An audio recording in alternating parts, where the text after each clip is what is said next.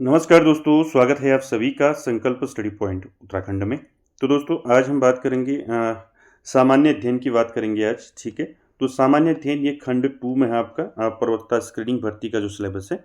इसमें आज हमने लिया है मौलिक अधिकार, ठीक है, जिसको हम मूल अधिकार भी कहते हैं, ठीक है दोस्तों। तो आप सभी ने पढ़ा है मौलिक अधिकार, मूल अधिकारों के बारे में। तो आज हम जानेंगे मूल अधिकार कितने होते हैं और इससे संबंधित जितने भी आपके इंपॉर्टेंट क्वेश्चन बन सकते हैं उन सभी पर चर्चा करेंगे, ठीक है दोस्तों। और मौलिक अधिकार की बात करें तो देखिए दोस्तों, मौलिक अधिकार अभी कितने हैं? 6 मौलिक अधिकार हैं, ठीक है। और देखिए एक चीज नोट रखें, जो मूल संविधान था यानी कि जो भारत का मूल संविधान था उसमें कितने मौलिक अधिकार थे? 7 मौलिक अधिकार थे, ठीक है। तो इन 7 मौलिक अधिकारों में एक जो है आपका, एक को हटा दिया। किस अधिकार को हटाया है ये भी कई बार पूछा जाता है। तो देखिए संपत्ति के अधिकार को क्या कर दिया गया है?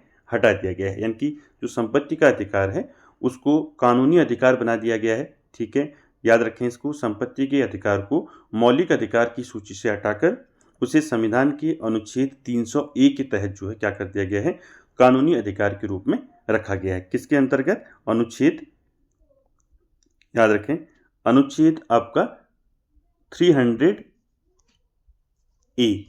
ठीक है। तो याद रखें संपत्ति के अधिकार को अनुच्छेद 300A के अंतर्गत जो है कानूनी अधिकार के रूप में रखा गया है, ठीक है दोस्तों। याद रखें अभी प्रेजेंट में 6 मौलिक अधिकार हैं जिन पर अभी हम डिस्कस करेंगे, और मूल संविधान में 7 थे, ठीक है। और संपत्ति के अधिकार को जो है अनुच्छेद 300A के तहत जो है कानूनी अधिकार के रूप में रखा गया है, ठीक है दोस्तों। क्लियर है? चलिए स्टार्ट करते हैं दोस्तों। और साथ ही साथ देखिए जो मौलिक अधिकार हैं दोस्तों, हमारे जो मौलिक अधिकार हैं 6, अगर इन मौलिक अधिकारों का अगर उल्लंघन होता है, अगर कोई इसका उल्लंघन करता है तो उसके लिए जो है हम क्या कर सकते हैं? सीधे सुप्रीम कोर्ट जा सकते हैं, ठीक है दोस्तों। क्लियर है? चलिए तो देखिए दोस्तों, जो स्टार्ट से देखिए मौलिक अधिकार या मूल अधिकार को संयुक्त राज्य अमेरिका के संविधान से लिया गया है। पहला क्वेश्चन आपका बन गया कि आपका मौलिक अधिकार जो है किस देश के संविधान से इसको लिया गया है, ठीक है। तो पहले क्वेश्चन का आंसर क्या हो गया? मौलिक अधिकार जो है संयुक्त राज्य अमेरिका के संविधान से इसको लिया गया है, ठीक है। इसका वर्णन जो है संविधान के भाग 3 में अनुच्छेद 12 से लेके अनुच्छेद 35 तक है, ठीक है। और संविधान के भाग 3 को भारत का अधिकार पत्र या मैग्ना कार्टा कहा जाता है। इसे मूल अधिकारों का जन्मदाता भी कहा जाता है, ठीक है दोस्तों। तो याद रखें हमारे भारतीय जो भारत का जो हमारा संविधान है उसमें भाग 3 में किसका वर्णन है? तो भाग 3 में मौलिक अधिकारों का वर्णन है, ये भी आपको पूछा जा सकता है, ठीक है। तो भाग 3 में जो है मौलिक अधिकारों का वर्णन है जिसमें अनुच्छेद 12 से लेके 35 का उल्लेख है, ठीक है। और इस भाग 3 को, जिसमें मौलिक अधिकार हैं, तो इस भाग 3 को जो है क्या कहा जाता है? भारत का अधिकार पत्र या भारत का मैग्ना कार्टा कहा जाता है दोस्तों। ये भी आप जरूर याद रखें, ये भी क्वेश्चन बन सकता है, ठीक है। यानी कि भाग 3 को ही जो है भारत का अधिकार पत्र या भारत का मैग्ना कार्टा कहा जाता है। और देखिए इसे मूल अधिकारों का जन्मदाता भी कहा जाता है, यानी कि भाग 3 को जो है मूल अधिकारों का जन्मदाता भी कहा जाता है। तो इसलिए याद रखें हमारे संविधान के भाग 3 में क्या है? मौलिक अधिकारों का वर्णन है, ठीक है दोस्तों। और भाग 3 को जो है क्या कहा जाता है? भारत का मैग्ना कार्टा कहा जाता है, और इसे मूल अधिकारों का जन्मदाता भी कहा जाता है भाग 3 को, ठीक है। और मौलिक अधिकार जो हैं किस देश के संविधान से लिए गए हैं? तो संयुक्त राज्य अमेरिका के संविधान से लिए गए हैं, ठीक है दोस्तों। ये 3-4 क्वेश्चन आपके यहाँ पर बन गए, इनको आप जरूर नोट रखें, ठीक है। चलिए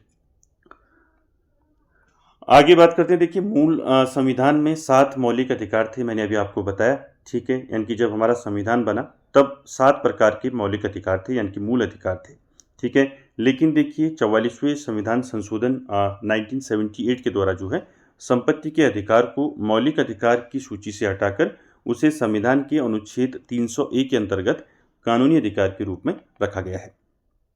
क्लियर हो गया? तो यहाँ पर आपको 2 चीज़ें याद रखनी है, ठीक है। पहला कि मूल संविधान में कितने मौलिक अधिकार थे? तो 7 मौलिक अधिकार थे मूल संविधान में, ठीक है। और जो आपका संपत्ति का अधिकार है जिसको हटाया गया है, इस संपत्ति के अधिकार को 44वें संविधान संशोधन कब हुआ? 44वां संविधान संशोधन 1978 में, ठीक है।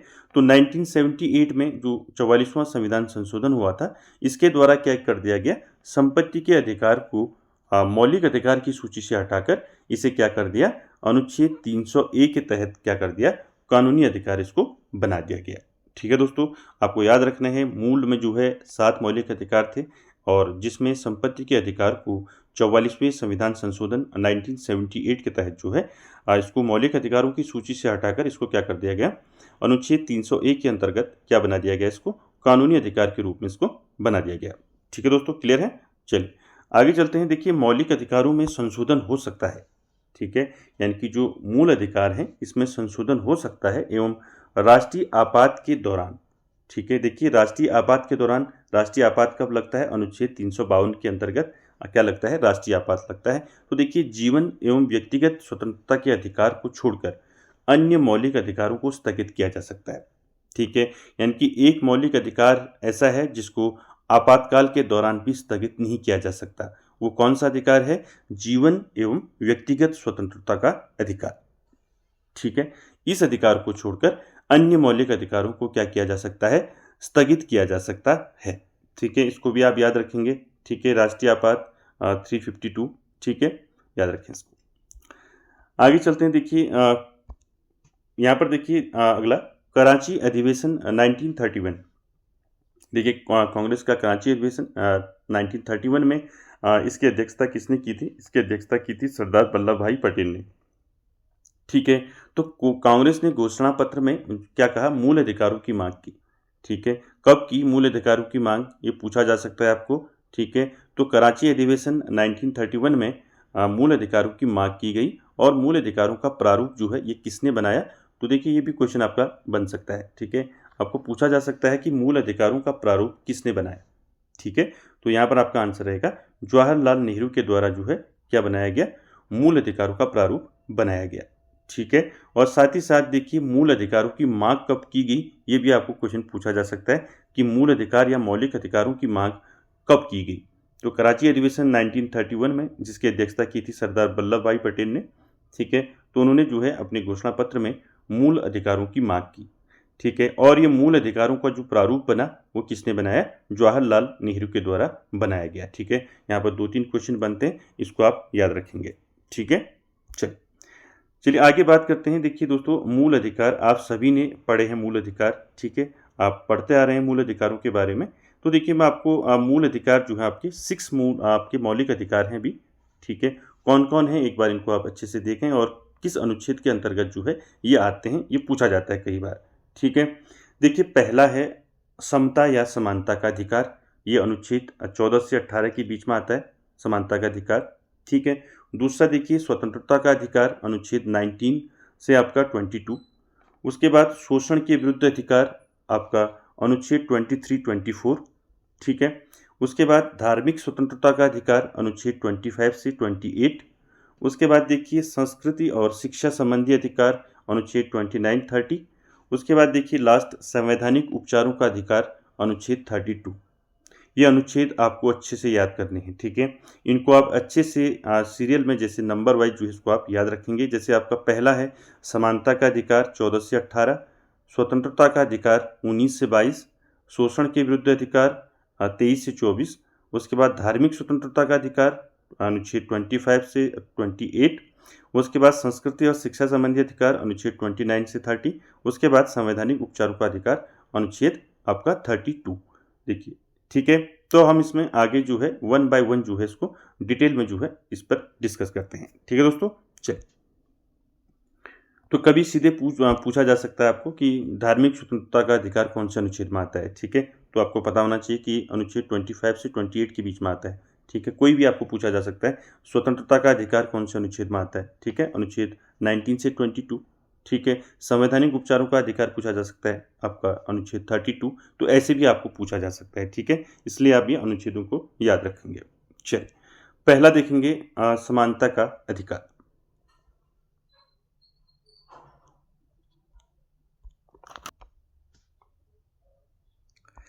तो तो देखिए समानता का अधिकार मैंने अभी आपको बताया। समानता का अधिकार जो है अनुच्छेद आपका 14 से 18 के बीच में आपका क्या आता है, समानता या समता का अधिकार आता है। तो इसमें हम अनुच्छेद 14, 15, 16, 17, 18 सभी को देखेंगे। कभी कभी यहाँ से आपके क्वेश्चन पूछे जाते हैं। ठीक है, देखिए पहला अनुच्छेद 14 क्या है, यानी कि 14 से 18 तक की बात करेंगे, समानता का अधिकार आता है इसमें। ठीक है, देखिए 14 की बात करें तो 14 में क्या है, विधि के समक्ष समानता। तो विधि के समक्ष समानता का मतलब क्या है, तो विधि के समक्ष समानता का अर्थ है कि सभी व्यक्तियों के लिए जो है एक समान कानून हो। ठीक है, और सभी पर जो है एक समान कानून लागू हो। ठीक है, क्लियर है, इसको याद रखेंगे। ठीक है, अनुच्छेद 15 की बात करें, 15 क्या है देखिए, इनको अच्छे से याद रखें, पूछे जाते हैं। आपको सीधे पूछा जा सकता है कि अनुच्छेद 15 में क्या है। ठीक है, आपको पता होना चाहिए। ठीक है, ये तो आपको पता होगा कि समानता का अधिकार है 14 से 18 के बीच में। ठीक है, तो 15 में क्या है ये आपको पता होना चाहिए। ठीक है, 14, 15, 16, 17 और 18। तो देखिए 15 की बात करें दोस्तों, देखिए धर्म, नस्ल, जाति, लिंग या जन्म स्थान के आधार पर भेदभाव का निषेध। ठीक है, अनुच्छेद 15 में क्या है, यानी कि इसमें कहा गया है कि जाति, लिंग, जन्म स्थान, मूल वंश, धर्म के आधार पर जो है आदि के आधार पर जो है नागरिकों के प्रति जो है जीवन के किसी भी क्षेत्र में भेदभाव नहीं किया जाएगा। ठीक है, क्लियर है, याद रखेंगे इसको। ठीक है, उसके बाद देखिए 16 की बात करें, अनुच्छेद 16 क्या है देखिए, तो अनुच्छेद 16 की बात करें क्या है इसमें, लोक नियोजन के विषय में अवसर की समता या समानता। ठीक है, तो 16 अनुच्छेद 16 क्या कहता है कि जो है आपका किसी भी पद पर अगर नियुक्ति होती है या नियुक्ति से संबंधित विषयों में सभी नागरिकों के लिए क्या होना चाहिए, एक समान अवसर होने चाहिए। ठीक है, इसमें अपवाद भी है। ठीक है, जैसे आपका अनुसूचित जाति, अनुसूचित जनजाति, पिछड़ा वर्ग। ठीक है, तो इसको याद रखेंगे। बात करें अनुच्छेद 17 की, ये कई बार परीक्षाओं में पूछा है अनुच्छेद 17। ठीक है, तो अनुच्छेद जो आपका 17 किस में आता है, आपका समानता के अधिकार में आता है। तो अनुच्छेद 17 में क्या है, अस्पृश्यता का अंत। ठीक है, यानी कि अस्पृश्यता के उन्मूलन के लिए जो है इसे दंडनीय अपराध घोषित किया गया है। ठीक है, इसको भी आप याद रखेंगे। बात करें अनुच्छेद 18, ये भी काफ़ी इंपॉर्टेंट है। देखिए उपाधियों का अंत। ठीक है, यानी कि कहने का मतलब ये है कि भारत का कोई नागरिक जो है किसी अन्य देश से बिना राष्ट्रपति की आज्ञा के कोई भी उपाधि धारण या उपाधि नहीं ले सकता है। ठीक है, अब इसमें कहने का मतलब ये है कि आपका जो उपाधियों का अंत का मतलब है कि सेना या सेना से संबंधित या सम्मान से संबंधित जो है उपाधि जो दी जाती हैं उन पर जो है यानी कि भारत का कोई नागरिक जो है किसी भी अन्य देश में जो है बिना राष्ट्रपति के कोई भी उपाधि धारण या उपाधि स्वीकार नहीं कर सकता। और ये 18 आप इसलिए भी याद रखेंगे कि ये 18 में क्या है, अनुच्छेद 18 जो है आपका ये बात करता है, देखिए जो भारत सरकार पुरस्कार देती है। ठीक है, आपने सुना होगा भारत रत्न, सुना होगा पद्म विभूषण, पद्म भूषण, पद्मश्री। ठीक है, परमवीर चक्र, महावीर चक्र, वीर चक्र आदि जो है किस अनुच्छेद के अंतर्गत आते हैं, ये अनुच्छेद 18 में ही आते हैं। इसको जरूर याद रखें, आपको पूछा जा सकता है। ठीक है, भारत रत्न जो दिया जाता है भारत सरकार द्वारा जो भारत रत्न दिया जाता है वो संविधान के किस अनुच्छेद के अंतर्गत आता है। ठीक है, तो इसको आप याद रखेंगे, अनुच्छेद 18 में आता है। क्या क्या आता है इसको आप देख लें, नोट कर लें। देखिए अनुच्छेद 18 की बात करें, देखिए भारत सरकार द्वारा भारत रत्न, पद्म विभूषण, पद्म भूषण और एवं सेना द्वारा जो दिया जाता है परमवीर चक्र, महावीर चक्र, वीर चक्र आदि पुरस्कार जो है अनुच्छेद 18 के तहत ही दिए जाते हैं। ठीक है, इसको जरूर याद रखें, इंपॉर्टेंट है। ठीक है, तो हमने बात कर दी समानता के अधिकार की, जिसमें हमने अनुच्छेद 14 से लेकर 18 तक की बात की। ठीक है, अनुच्छेद 14 में देखा हमने विधि के समक्ष समानता। उसके बाद अनुच्छेद 15 में देखा धर्म, नस्ल, जाति या जन्मस्थान के आधार पर भेदभाव पर निषेध। फिर उसके बाद हमने 16 देखा कि लोक नियोजन के विषय में अवसर की समानता। उसके बाद 17 देखा अस्पृश्यता का अंत, यानी कि छुआछूत का अंत। उसके बाद अनुच्छेद 18 में देखा हमने उपाधियों का अंत। और साथ ही साथ 18 में जो है हमने क्या देखा कि भारत सरकार जो भारत रत्न और जो पुरस्कार देती है और जो सेना के द्वारा दिए जाते हैं जो पुरस्कार परमवीर चक्र, महावीर चक्र, वीर चक्र, ये सारे जो हैं आपके अनुच्छेद 18 के तहत जो है दिए जाते हैं। क्लियर हो गया ना, समानता का अधिकार पहला अधिकार हमने देख लिया। क्लियर है, दूसरे अधिकार पे चलते हैं। देखिए दूसरा अधिकार है आपका स्वतंत्रता का अधिकार। ठीक है, तो दोस्तों इसको जरूर याद रखें। देखिए स्वतंत्रता का अधिकार जो है ये आपका अनुच्छेद 19 से 22 की बात करता है। ठीक है, तो स्वतंत्रता का अधिकार किसमें आता है? अनुच्छेद 19 से लेके 22 तक हम किसकी बात करते हैं? स्वतंत्रता के अधिकार की। ठीक है, तो देखिए अनुच्छेद 19 देखेंगे पहले। ठीक है, तो देखिए अनुच्छेद 19 में क्या है? अनुच्छेद 19 में देखिए मूल संविधान में 7 तरह की स्वतंत्रता का उल्लेख था। ठीक है, लेकिन अब सिर्फ 6 हैं। ठीक है, तो देखिए 6 कौन कौन से हैं? ठीक है, एक किसको हटा दिया गया है उसको भी देखेंगे। ठीक है, यहाँ से आपकी ये अनुच्छेद 19 में आपके जो A B C D E F हैं, यहाँ से आपके क्वेश्चन पूछे जाते हैं। ठीक है, तो आपको याद रखना है स्वतंत्रता का अधिकार जो है अनुच्छेद 19 से लेके 22 तक है। ठीक है, अनुच्छेद 19 में क्या है? अनुच्छेद 19 में है मूल संविधान में 7 तरह की स्वतंत्रता का उल्लेख है। अब जो है आप सिर्फ 6 हैं, तो हम देखेंगे कौन कौन से 19 में जो है आपके अनुच्छेद 19 में कौन कौन से जो है आपकी स्वतंत्रताएं हैं आपके 6 प्रकार की। ठीक है, देखिए यहाँ पर बात करें, पहला है आपका 19A। ठीक है, जरूर याद रखें इसको। 19A की बात करें तो इसमें क्या होगा? बोलने की स्वतंत्रता। ठीक है, कहने का मतलब ये है कि इसमें बोलने की स्वतंत्रता का अधिकार है। ठीक है, इसमें प्रेस की स्वतंत्रता भी आती है। आपको पूछा जा सकता है कि प्रेस की स्वतंत्रता जो है भारतीय संविधान के किस अनुच्छेद में आती है? तो 19A के अंतर्गत आता है, इसको जरूर याद रखें। ठीक है, और बोलने की स्वतंत्रता 19A में। दूसरा देखिए 19B क्या है? 19B है आपका शांतिपूर्वक बिना हथियारों के एकत्रित होने और सभा की स्वतंत्रता, यानी कि शांतिपूर्ण ढंग से जो है बिना हथियारों के आप जो है कहीं भी एकत्रित होकर सभा का आयोजन कर सकते हैं। ठीक है, उसके बाद 19C देखिए क्या है? तो 19C में क्या है? संघ बनाने की स्वतंत्रता है 19C में। क्लियर है? और उसके बाद देखिए 19C के बाद 19D। देखिए 19D की बात करें, देश के किसी भी क्षेत्र में आवागमन की स्वतंत्रता, यानी कि देश के किसी भी क्षेत्र में हम जो है आ जा सकते हैं। ठीक है, ये हमारा अधिकार है। ठीक है, उसके बाद देखिए अगला 19E की बात करें तो 19E में क्या है? देश के किसी भी क्षेत्र में निवास करने या बसने की स्वतंत्रता। ठीक है दोस्तों, तो इसको याद रखें। 19E में क्या है? ई में है आपका देश के किसी भी क्षेत्र में निवास करने की या बसने की स्वतंत्रता। यहाँ पर एक अपवाद है आपका जम्मू कश्मीर को छोड़ के। ठीक है, उसके बाद 19F देखिए। 19F में क्या है? संपत्ति का अधिकार, जिसको 44वें संविधान संशोधन 1978 के तहत जो है इसको हटा दिया गया है। ठीक है, तो 19F अब क्या है? ये अब नहीं है। ठीक है, इसको याद रखेंगे। क्लियर है? और 19G जो है आपका, इसमें कोई भी व्यापार एवं जीविका चलाने की स्वतंत्रता, यानी कि हम जो है कोई भी व्यापार अपनी जीवनचर्या को चलाने के लिए जो है कर सकते हैं। ठीक है, तो 19G में ये है। तो इनको आप जरूर याद रखें कि जो स्वतंत्रता का अधिकार है, जिसमें हम अनुच्छेद 19 से 22 की बात करते हैं, तो 19 में हम मूल संविधान में 7 तरह की स्वतंत्रता का उल्लेख था, लेकिन अब कितने हैं? 6 हैं, जिसमें आपका 19F जो है आपका संपत्ति का अधिकार, इसको जो है अब हटा दिया गया है, इसको एक कानूनी अधिकार के रूप में बना दिया गया है। तो 19F जो है अब हट चुका है। अब कितने बच गए? अब बचे हैं 6। तो इसको आपको याद रखना है। 19A में बोलने की स्वतंत्रता, प्रेस की स्वतंत्रता। 19B में शांतिपूर्ण बिना हथियारों के एकत्रित होने और सभा की स्वतंत्रता। उसके बाद संघ बनाने की स्वतंत्रता 19C।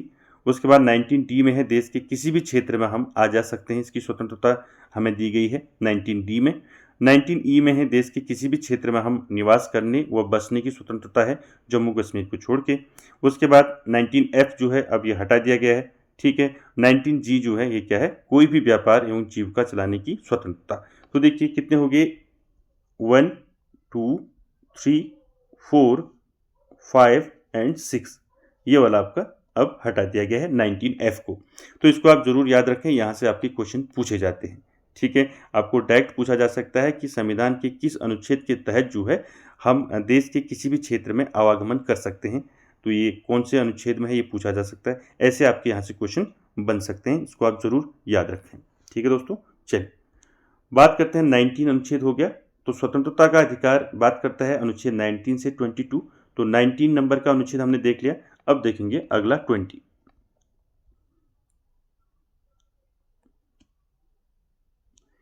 देखिए बात करें अनुच्छेद 20 की, तो अनुच्छेद 20 में क्या है दोस्तों? देखिए अनुच्छेद 20 जो है आपका अपराधों के लिए दोष सिद्धि के संबंध में संरक्षण देता है। ठीक है, कहने का मतलब ये है कि इसके तहत 3 प्रकार की स्वतंत्रता का वर्णन है। ठीक है, अनुच्छेद 20 में पहला है किसी भी व्यक्ति को एक अपराध के लिए सिर्फ एक ही बार सजा मिलेगी। ठीक है। दूसरा, अपराध करने के समय जो कानून है उसी के तहत सजा मिलेगी, न कि पहले और बाद में बनने वाले कानून के तहत। तीसरा, किसी भी व्यक्ति को स्वयं के विरुद्ध जो है न्यायालय में गवाही देने के लिए बाध्य नहीं किया जाएगा। तो ये 3 प्रकार की जो है स्वतंत्रता का वर्णन है इसमें, आपका अपराधों के लिए दोष सिद्धि के संबंध में जो संरक्षण है। तो अनुच्छेद 20 में है ये चीज़ें, इसको आप याद रखेंगे। अनुच्छेद 21 आपका जो है इसमें क्या है, देखिए अनुच्छेद 21 की बात करें, इसमें है प्राण एवं दैहिक स्वतंत्रता का संरक्षण। ठीक है। तो अनुच्छेद 21 में क्या है, किसी भी व्यक्ति को विधि द्वारा स्थापित प्रक्रिया के अतिरिक्त उसके जीवन और व्यक्तिगत स्वतंत्रता के अधिकार से वंचित नहीं किया जा सकता। ठीक है, इसको आप याद रखेंगे। अनुच्छेद 21 क जो है ये आपको मैंने बता रखा है। तो अनुच्छेद 21 क क्या है, निःशुल्क तथा अनिवार्य शिक्षा की बात करता है। इसके बारे में मैंने आपको कई बार बताया है। अनुच्छेद 21 क जो 6 से 14 वर्ष तक की आयु के समस्त बच्चों को जो है अनिवार्य एवं निःशुल्क शिक्षा देने का अनिवार्य एवं निःशुल्क शिक्षा देने की बात करता है। ठीक है। अनुच्छेद 21 क, तो इसको आप जरूर याद रखें, यहाँ से आपका पूछा जाता है कई बार। तो अनुच्छेद आपका 21 क के अंतर्गत क्या है, 6 से 14 वर्ष की आयु के समस्त बच्चों को निःशुल्क एवं अनिवार्य शिक्षा देने का प्रावधान है इसमें। ठीक है, इसको याद रखेंगे। उसके बाद देखिए अनुच्छेद 22, ठीक है, यानी कि स्वतंत्रता का अधिकार में जो लास्ट आपका आता है, यानी कि 19 से 22 की बात कर रहे हैं हम। तो देखिए अनुच्छेद 22 में क्या है, कुछ दशाओं में गिरफ्तारी और निरोध में संरक्षण। तो 22 में देखिए क्या है, कुछ दशाओं में अगर किसी भी व्यक्ति को मान लीजिए मनमाने ढंग से अगर उसको हिरासत में ले लिया जाता है तो उसे 3 प्रकार की स्वतंत्रता प्रदान की गई है। ठीक है। पहला, हिरासत में लेने का कारण बताना होगा। ठीक है। दूसरा, 24 घंटे के अंदर आने जाने के समय को छोड़कर उसे जो है दंडाधिकारी के समक्ष जो है पेश किया जाएगा। तीसरा, उसे अपनी पसंद के वकील से जो है सलाह लेने का अधिकार होगा। तो ये इसमें दिया गया आपका अनुच्छेद 22 में। क्लियर है? चल आगे चलते हैं दोस्तों। अगला हमारा अधिकार है, अगला मूल अधिकार है आपका शोषण के विरुद्ध अधिकार। ठीक है। तो तीसरा जो है आपका अधिकार है, तो तीसरा जो है जो हमारा मूल अधिकार है वो है शोषण के विरुद्ध अधिकार। ठीक है। तो शोषण के विरुद्ध अधिकार जो है ये अनुच्छेद 23 और 24 में आता है। ठीक है। तो 23 और 24 अनुच्छेद हम देखेंगे। ठीक है, जिसमें बात की गई है शोषण के विरुद्ध अधिकार की। क्लियर है? तो देखिए दोस्तों, पहला है इसमें अनुच्छेद 23 हम देखेंगे। डायरेक्ट पूछा जा सकता है अनुच्छेद 23 में क्या है, 24 में क्या है। ठीक है, इसको ऐसे भी याद रखना है आपने। देखिए अनुच्छेद 23 की बात करें, मानव के दुर्व्यापार और बलात् श्रम पर जो है प्रतिषेध। ठीक है। तो देखिए मानव के आपके दुर्व्यापार और बलात् श्रम का प्रतिषेध, तो इसके अंतर्गत क्या आएगा, इसके अंतर्गत इसका मतलब है कि इसके द्वारा जो है किसी व्यक्ति की खरीद बिक्री, बेगारी तथा इसी प्रकार का अन्य जो है जबरदस्ती लिया हुआ श्रम, यानी कि किसी से अगर जबरदस्ती जो है श्रम लिया जाता है तो श्रम निषिद्ध ठहराया गया है, जिसका उल्लंघन जो है विधि के अनुसार जो है दंडनीय अपराध है। ठीक है, इसको आप जरूर याद रखें। ठीक है, इनकी बलात् श्रम किस में आता है, जबरदस्ती अगर श्रम किया जाता है, करवाया जाता है, तो इसमें आता है अनुच्छेद 23 में, जिसे जो है एक दंडनीय अपराध माना गया है। अनुच्छेद 24 की बात करें तो अनुच्छेद 24 में क्या है, बालकों के नियोजन का प्रतिषेध। इनकी बालकों का नियोजन का प्रतिषेध का मतलब है कि आपका 14 वर्ष से कम आयु वाले किसी बच्चे को कारखानों, खानों या अन्य किसी जोखिम भरे काम पर जो है नियुक्त नहीं किया जा सकता। मोस्ट इंपॉर्टेंट है आपका अनुच्छेद 14 जो है, कई बार पूछा गया है अनुच्छेद 14 के बारे में। ठीक है, आपको पूछा जा सकता है अनुच्छेद 14, यानी कि कारखानों, खानों और अन्य जोखिम भरे कार्यों पर नियुक्त नहीं किया जा सकता अगर किसी बच्चे की जो उम्र है वो 14 वर्ष से कम है। यानी कि कहीं पर भी अगर आपको 14 वर्ष से कम आयु के बच्चे जो हैं कारखानों, खानों या अन्य जोखिम भरे काम पर दिखते हैं, नजर आते हैं, ठीक है, तो ये क्या है, एक दंडनीय अपराध है। ठीक है, ये अनुच्छेद 24 में कहा गया है। ठीक है, इसको जरूर याद रखें। तो ऐसे बच्चों को जिनकी उम्र 14 से कम है, ऐसे कामों में इन बच्चों को जो है नियुक्त नहीं किया जा सकता है। ठीक है, याद रखें इसको, अनुच्छेद 24 इंपॉर्टेंट है। तो शोषण के विरुद्ध अधिकार हमने देख लिया। ठीक है, इसमें 2 आपके अनुच्छेद हैं, 23 और 24। ठीक है, 23 में है बलात् श्रम और 24 में है आपका कि 14 वर्ष से कम आयु वाले बच्चों को कारखानों, खानों और अन्य जोखिम भरे कार्यों पर नियुक्त नहीं किया जा सकता है। ठीक है दोस्तों, क्लियर है? चलिए आगे बात करते हैं दोस्तों। मूल अधिकार, चौथा मूल अधिकार कौन सा है? तो चौथा है आपका धार्मिक स्वतंत्रता का अधिकार। ठीक है, तो देखिए धार्मिक स्वतंत्रता का अधिकार जो है आपका अनुच्छेद 25 से 28 तक जो है हमारा धार्मिक स्वतंत्रता का अधिकार है।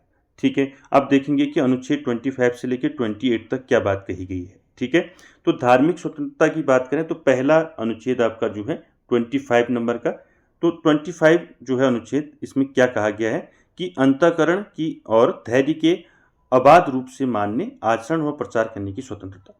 देखिए दोस्तों, धार्मिक स्वतंत्रता में जो आपका पहला है आपका 25 अंतःकरण की और धर्म के अबाध रूप से मानने, आचरण और प्रचार करने की स्वतंत्रता। कोई भी व्यक्ति जो है दोस्तों किसी भी धर्म को मान सकता है और उसका प्रचार प्रसार कर सकता है। ठीक है, इसको आप याद रखें, ऐसे याद रखें कि अनुच्छेद 25 में क्या है? अनुच्छेद 25 में है कि कोई भी व्यक्ति जो है किसी भी धर्म को क्या कर सकता है? मान सकता है और उसका प्रचार प्रसार कर सकता है। ये किस में है? अनुच्छेद 25 में। ठीक है, याद रखेंगे इसको। अनुच्छेद 26 की बात करें तो अनुच्छेद 26 में क्या है? धार्मिक कार्यों के प्रबंध की स्वतंत्रता। ठीक है, तो क्या है अनुच्छेद 26 में? यानी कि व्यक्ति को अपने धर्म के लिए जो है संस्थाओं की स्थापना व पोषण करने, विधि सम्मत जो है आपका संपत्ति के अर्जन, स्वामित्व, प्रशासन का अधिकार है। यानी कि कहने का मतलब यह है व्यक्ति को अपने धर्म से संबंधित संस्थानों पर जो है क्या करने का स्वतंत्रता है? इनकी धार्मिक कार्यों को करने की स्वतंत्रता है, उनका प्रबंधन कर सकता है, इसकी स्वतंत्रता है। ठीक है, बात करें अनुच्छेद 27 की, तो 27 क्या है आपका? अनुच्छेद 27 में है कर से संबंधित। ठीक है, अनुच्छेद 27 में क्या है? कर से संबंधित का कहने का मतलब है कि किसी भी व्यक्ति को ऐसे कर देने के लिए बाध्य नहीं किया जा सकता जिसकी आय किसी विशेष धर्म अथवा धार्मिक संप्रदाय की उन्नति या पोषण में व्यय करने के लिए विशेष रूप से निश्चित कर दी गई हो। तो कर से संबंधित आपका अनुच्छेद 27। 28 है आपका धार्मिक शिक्षा से संबंधित, यानी कि आपका कोई भी शिक्षा संस्था, कोई भी संस्था जो है कोई भी धार्मिक शिक्षा नहीं दी, यानी कि कहने का मतलब ये है कि विधि से पूर्णतः पोषित किसी शिक्षा संस्था में कोई धार्मिक शिक्षा नहीं दी जाएगी। ऐसे शिक्षण संस्थान अपने विद्यार्थियों को किसी धार्मिक अनुष्ठान में भाग लेने या किसी धर्मोपदेश को बलात् सुनने हेतु बाध्य नहीं कर सकते। ठीक है, किसी को भी जो है धार्मिक अनुष्ठान में भाग लेने के लिए बाध्य नहीं कर सकते, ये आपके अनुच्छेद 28 में आता है। ठीक है, क्लियर हो गया। इनकी धार्मिक स्वतंत्रता का अधिकार जो है, जिसमें अनुच्छेद 25 से 28 के बीच में हम बात करते हैं, तो इसमें 25, 26, 27, 28 इन सभी को आप याद रखेंगे। ठीक है, चलिए उसके बाद देखिए बात करें, अगला जो मूल अधिकार है वो है आपका संस्कृति या शिक्षा संबंधी अधिकार। ठीक है, तो इसमें दो अनुच्छेद आते हैं आपके, अनुच्छेद 29 एंड 30। ठीक है, इसको याद रखेंगे। तो पांचवा मूल अधिकार है संस्कृति एवं शिक्षा संबंधी अधिकार। ठीक है, इसमें अनुच्छेद 29 की बात करें तो 29 में क्या है? 29 में है अल्पसंख्यक वर्गों के हितों का संरक्षण। अगर आपको पूछा जा सकता है संविधान के किस अनुच्छेद में अल्पसंख्यकों के जो है हितों का संरक्षण है, तो आपका आंसर रहेगा अनुच्छेद 29। ठीक है, तो अनुच्छेद 29 अल्पसंख्यक वर्गों के हितों के संरक्षण की बात करता है। ठीक है, यानी कि कोई भी अल्पसंख्यक वर्ग अपनी भाषा, लिपि और संस्कृति को सुरक्षित रख सकता है और केवल भाषा, जाति, धर्म और संस्कृति के आधार पर उसे किसी भी सरकारी या शैक्षिक संस्थान प्रवेश से नहीं रोका जा सकता है। ठीक है दोस्तों, उसके बाद देखिए अनुच्छेद 30 क्या है? अनुच्छेद 30 में है शिक्षा संस्थाओं की स्थापना और प्रशासन करने का अल्पसंख्यक वर्गों को अधिकार। तो देखिए 30 अनुच्छेद 30 में क्या है? इसमें है कि कोई भी अल्पसंख्यक वर्ग क्या कर सकता है? अपनी पसंद का शैक्षणिक संस्था चला सकता है, यानी कि अपनी मनपसंद का जो है वो एक कोई भी शैक्षणिक संस्था को चला सकता है और सरकार उसे अनुदान देने में किसी भी तरह का भेदभाव नहीं करेगी। अगर कोई जो है आपका अल्पसंख्यक है, अल्पसंख्यक वर्ग है, वो अपनी पसंद से जो है शिक्षा से संबंधित संस्थाओं को चला सकता है। ठीक है, यानी कि ऐसी संस्था का निर्माण कर सकता है जहां से वो शिक्षा दे और सरकार उसे जो है अनुदान देने में किसी भी प्रकार का कोई भेदभाव नहीं करेगी। ये अनुच्छेद 30 में कहा गया है। क्लियर है? तो संस्कृति एवं शिक्षा संबंधी अधिकार जो है आपका अनुच्छेद 29 एवं 30 में आता है। ठीक है, मैंने आपको अनुच्छेद 29 और 30 दोनों बता दिए हैं, इनको याद रखें। अगला और आखिरी जो आपका अधिकार है, मूल अधिकार, वो है आपका सबसे इम्पोर्टेंट भी है। देखिए, संवैधानिक उपचारों का अधिकार जो है ज़्यादा इसमें पूछा जाता है, कई बार इस यहाँ से आपके क्वेश्चन बने हैं। तो देखिए, संवैधानिक उपचारों का अधिकार आपका छठा और आखिरी मूल अधिकार है, ठीक है। ये अनुच्छेद आपका 32 के अंदर आता है, संवैधानिक उपचारों का अधिकार, ठीक है।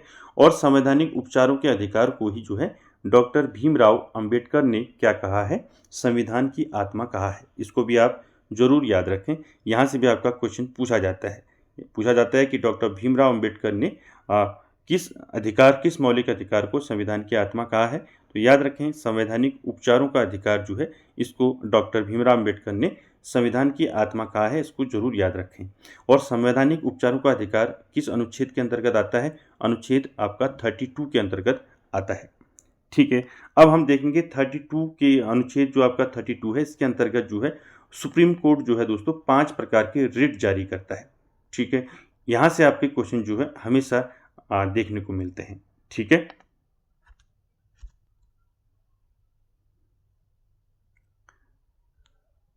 ठीक है दोस्तों, और साथ ही साथ आप ये याद भी रखें कि दोस्तों देखिए, अगर हमारे जो हमने बात की मौलिक मूल अधिकारों की हम बात कर रहे हैं, तो छठा मूल अधिकार हम अभी देख रहे हैं। तो देखिए, हमारे मूल अधिकार जो 6 मूल अधिकार हैं, अगर इनका कोई उल्लंघन करता है तो हम क्या कर सकते हैं, तो हम अनुच्छेद 32 के तहत, ठीक है, अनुच्छेद 32 क्या है, संवैधानिक उपचारों का अधिकार। तो अनुच्छेद 32 के तहत हम जो है सीधे क्या कर सकते हैं, सुप्रीम कोर्ट जा सकते हैं, यानी कि सुप्रीम कोर्ट जाने का अधिकार है हमें, ठीक है। इसको आप जरूर याद रखें, ठीक है, मोस्ट इंपॉर्टेंट है। चलिए देखते हैं 5 प्रकार के रिट कौन कौन से हैं, यहाँ से आपके क्वेश्चन बनते हैं। देखिए, अनुच्छेद 32 देख लेते हैं एक बार। इसके अंतर्गत जो है मौलिक अधिकारों को प्रवर्तित कराने के लिए समुचित कार्रवाइयों द्वारा जो है उच्चतम न्यायालय या सर्वोच्च न्यायालय में आवेदन करने का अधिकार प्रदान किया गया है। मैंने अभी आपको बताया कि हमारे मूल अधिकार जो दिए गए हैं 6, अगर इसका कोई उल्लंघन करता है तो इस अनुच्छेद 32 के तहत हम क्या कर सकते हैं, सीधे सुप्रीम कोर्ट जा सकते हैं, ठीक है, या सुप्रीम कोर्ट जाने का हमें अधिकार है, ठीक है। तो इस संदर्भ में देखिए दोस्तों, सर्वोच्च न्यायालय को 5 तरह के रिट जो है निकालने की शक्ति प्रदान की गई है। तो सुप्रीम कोर्ट जो है 5 प्रकार के रिट जारी करता है। तो ये मोस्ट इंपॉर्टेंट है, यहाँ से आपके क्वेश्चन हमेशा बनते हैं, ठीक है। पहले हम देखेंगे 5 प्रकार के रिट कौन कौन से हैं, फिर उनको जो है डिटेल में देखेंगे, ठीक है दोस्तों। चलिए, इनको आप जरूर याद रखें, ठीक है। तो देखिए दोस्तों, 5 प्रकार के जो रिट जारी करता है सर्वोच्च न्यायालय। तो देखिए, पहला है आपका बंदी प्रत्यक्षीकरण, ठीक है, जिसको इंग्लिश में क्या बोलते हैं, हैबियस कार्पस, ठीक है, क्या बोलते हैं, हैबियस कार्पस, ठीक है। दूसरा रिट है आपका परमादेश, जिसको क्या बोलते हैं, मैंडेमस, ठीक है, मैंडेमस बोलते हैं परमादेश को। तीसरा देखिए, तीसरा है प्रतिषेध लेख, जिसको हम क्या बोलते हैं, प्रोहिबिशन, ठीक है। चौथा रिट क्या है, उत्प्रेक्षण, जिसको हम क्या बोलते हैं, सर्ट्यूररी, ठीक है, क्या बोलते हैं, सर्ट्यूररी, ठीक है। उसके बाद पांचवा जो आपका रिट है, पांचवा रिट क्या है, को वारंटो, ठीक है, क्या है, को वारंटो। दोस्तों, ये 5 प्रकार के रिट जो है सुप्रीम कोर्ट द्वारा सुप्रीम कोर्ट जारी करता है, 5 प्रकार के रिट। तो यहाँ से आपके क्वेश्चन हमेशा बने हैं, आपको पूछा गया है बंदी प्रत्यक्षीकरण के बारे में कई बार पूछा गया है, अधिकार प्रक्षालेख के बारे में कई बार पूछा गया है। तो यहाँ पर आपको ये पता होना चाहिए, ठीक है, कि बंदी प्रत्यक्षीकरण क्या होता है, परमादेश किसे कहते हैं, आपका प्रतिषेध लेख, उत्प्रेक्षण, अधिकार प्रक्षालेख। तो इनको मैं आपको एक एक करके बताता हूँ, आप इसको अच्छे से याद रखें, ठीक है।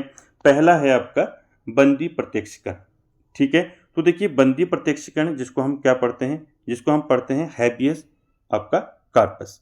तो हैबियस कार्पस जो है ये क्या है, कैसी रिट है, तो इसमें ये होता है कि देखिए, इसमें जो है सशरीर प्रस्तुत करना होता है। कहने का मतलब ये है दोस्तों कि इसमें किसी को भी जो है अवैध रूप से जो है बंदी जो है अगर किसी को बनाया गया है, तो कोर्ट यानी कि न्यायालय जो है बंदीकरण करने वाले अधिकारी को आदेश देता है कि वह बंदी बनाए गए व्यक्ति को निश्चित स्थान और निश्चित समय के अंदर क्या करे, कोर्ट में उपस्थित करे, जिससे न्यायालय जो है बंदी बनाए जाने के कारणों पर विचार कर सके, ठीक है। तो बंदी प्रत्यक्षीकरण में आपका सशरीर जो है उसको कोर्ट में प्रस्तुत करना होता है।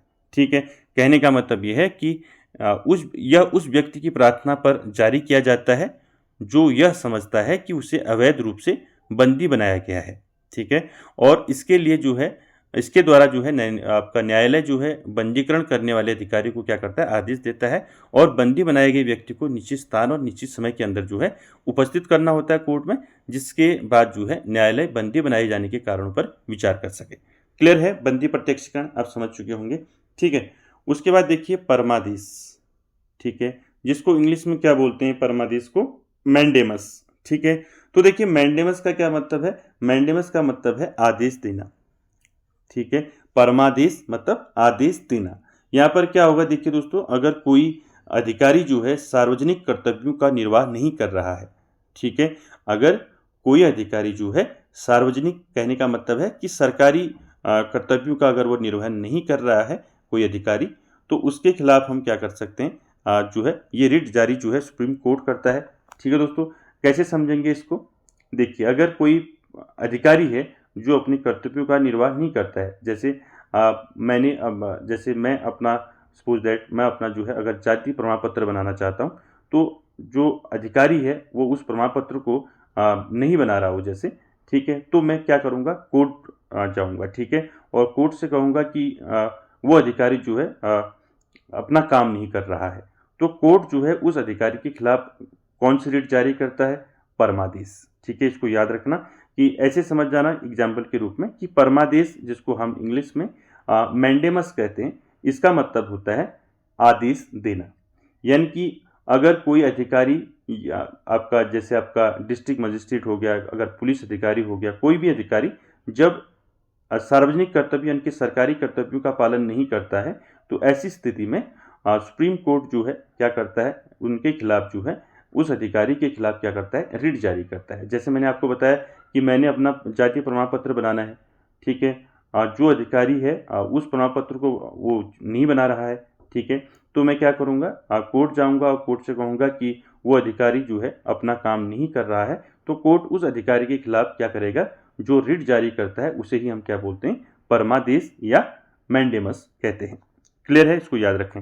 उसके बाद देखिए तीसरा जो आपका रिट है वो है आपका प्रतिषेध लेख। ठीक है, प्रतिषेध लेख का मतलब होता है, प्रतिषेध मतलब रोक देना। ठीक है, रोक देना।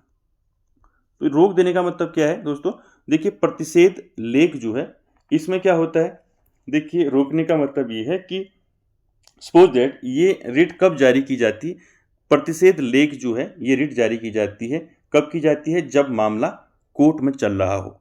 ठीक है, कहने का मतलब ये है कि जैसे कोई केस जो है हाई कोर्ट में चल रहा हो।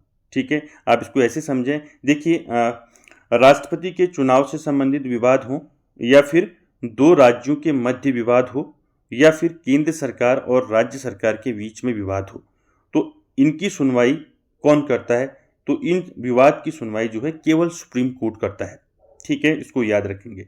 ठीक है, चाहे राष्ट्रपति के चुनाव से संबंधित विवाद हो, दो राज्यों के मध्य हो, या केंद्र और राज्य के मध्य में विवाद हो, तो इसकी सुनवाई कौन करता है, इसकी सुनवाई केवल आपका सुप्रीम कोर्ट करता है। ठीक है, अगर देखिए कोई व्यक्ति इस विवाद पर जो है हाई कोर्ट चले गया, ठीक है, और हाई कोर्ट ने उसे क्या कर दिया, उसके केस को स्वीकार कर दिया और सुनवाई शुरू कर दी। बाद में सुप्रीम कोर्ट को पता चलता है कि इस मामले की सुनवाई जो है आपका हाई कोर्ट में नहीं हो सकती। ठीक है, हाई कोर्ट को यह अधिकार नहीं है। ठीक है, इसका सिर्फ एक किसको अधिकार है, सुप्रीम कोर्ट को अधिकार है। तो कोर्ट जो है क्या करता है, सुप्रीम कोर्ट रिट जारी करता है। ठीक है, प्रतिषेध रिट जारी करता है, जिससे वो क्या करता है, इस केस को क्या कर देता है, रोक देता है। ठीक है, कहने का मतलब ये है कि ये जो मामला है, ये जो विवाद है, ये जो है इसका अधिकार सिर्फ सुप्रीम कोर्ट को है, राज्य जो आपका हाई कोर्ट को नहीं है। ठीक है, इसमें आपका प्रतिषेध लेख ये होता है। ठीक है, इसको याद रखना। यार ये भी याद रखना कि ये जो रिट है प्रतिषेध लेख, ये दोस्तों तब कब जारी की जाती है, जब मामला कोर्ट में चल रहा हो। ठीक है, इससे मिलता जुलता आपका उत्प्रेक्षण भी है। ठीक है, इसको कैसे समझेंगे, देखिए साथ ही साथ मैं आपको बता देता हूँ। देखिए उत्प्रेक्षण चौथा जो आपका रिट है, जिसको हम क्या पढ़ते हैं, सर्टियोरारी पढ़ते हैं। तो देखिए उत्प्रेक्षण क्या होता है, तो उत्प्रेक्षण होता है आपका ये रिट तब जारी की जाती है जब मामला कोर्ट में चल रहा हो, सुनवाई भी हो चुकी हो और निर्णय भी आ चुका हो। तो तब ऐसी स्थिति में कौन सी रिट जारी करता है सुप्रीम कोर्ट? आपका उत्प्रेक्षण।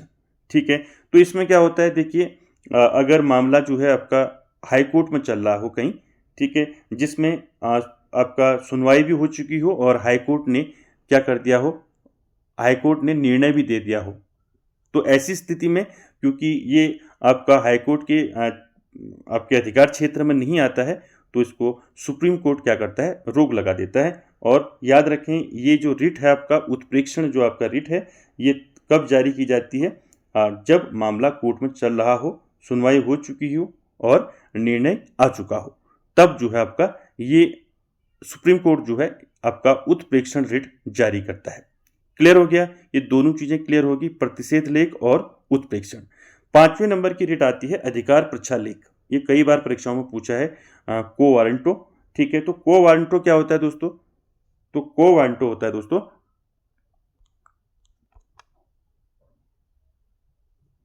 ठीक है, तो पांचवा जो है आपका, पांचवा रिट कौन सा है? तो पांचवी रिट है आपका को वारंटो। ठीक है, तो को वारंटो अधिकार परीक्षा लेख की बात करें तो अधिकार परीक्षा लेख, इसका मतलब अर्थ क्या हुआ? किस अधिकार से। ठीक है, ये भी याद रखना आप, किस अधिकार से, किस अधिकार से। तो देखिए, अधिकार परीक्षा लेख की बात करें तो इसमें क्या आता है, देखिए, अगर कोई व्यक्ति जो है आपका फर्जी डॉक्यूमेंट या ऐसे कह सकते हैं गैर कानूनी तरीके से किसी सरकारी पद पर नियुक्त हो या सरकारी पद पर बैठा हो, तो उसके खिलाफ जो है कौन सा रिट जारी किया जाता है? उसके खिलाफ अधिकार परीक्षा रिट जारी की जाती है दोस्तों। ठीक है, इसको आप जरूर याद रखें, ये कई बार पूछा है, अधिकार परीक्षा लेख। ठीक है, यानी कि अधिकार परीक्षा लेख का मतलब है किस अधिकार से। यहाँ पर आपका सुप्रीम कोर्ट आपका पूछा, सुप्रीम कोर्ट जो है ये रिट जारी करता है और पूछता है कि आप किस अधिकार से जो है इस पद पर बैठे हैं। ठीक है दोस्तों, इसको आप जरूर याद रखें। तो दोस्तों, हमने देखा कि अनुच्छेद 32 के तहत, अनुच्छेद 32 के तहत जो है सुप्रीम कोर्ट जो है 5 तरह के रिट जारी करता है, जिसमें आपका पहला है बंदी प्रत्यक्षीकरण, हैबियस कॉर्पस, मैंने बताया आपको अभी। उसके बाद आता है परमादेश, उसके बाद प्रतिषेध लेख, उसके बाद उत्प्रेक्षण, उसके बाद अधिकार परीक्षा लेख। ठीक है दोस्तों, तो इन पांचों को आप याद रखें। अब मैंने आपको शॉर्ट में बता रखा है कि आप इसको समझ पाएँ। ठीक है, और दोस्तों ये आपका इंपॉर्टेंट है क्योंकि यहाँ से बार बार आपके क्वेश्चन पूछे जाते हैं। अधिकार परीक्षा लेख हो गया आपका, बंदी प्रत्यक्षीकरण, ये दो चीज़ें कई बार पूछी गई हैं, और साथ ही साथ परमादेश भी। ठीक है, तो इनको आप याद रखेंगे दोस्तों। ठीक है, और आई होप आपको अच्छा लगा होगा आज का सेशन। और साथ ही साथ देखिए दोस्तों, मौलिक अधिकारों में संशोधन की बात हम अगली क्लास में बात करेंगे उसके संबंध में। देखिए, मौलिक अधिकारों में काफ़ी संशोधन हुए हैं।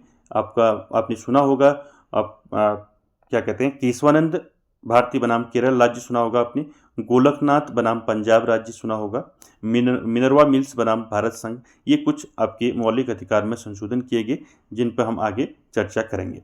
तो दोस्तों, आज का सेशन कैसा रहा आप कमेंट बॉक्स में ज़रूर कमेंट करें, और वीडियो को एंड तक देखने के लिए थैंक यू वेरी मच।